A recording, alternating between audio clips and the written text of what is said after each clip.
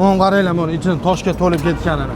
Hamma yo'lda tosh qorishdi. Nimaga buni toshga to'lib ketdi deysiz, do'stlar? Chunki bu toshni biz o'zimiz tashadik. Qayerdan tashadik deyapsizmi? Orqa tomoniga sekin o'tib olamiz. Orqa tomonidan tashaganmiz do'stlar, isboti bilan yaqinroq ko'rsatib, maydalab kirgizib yubordi.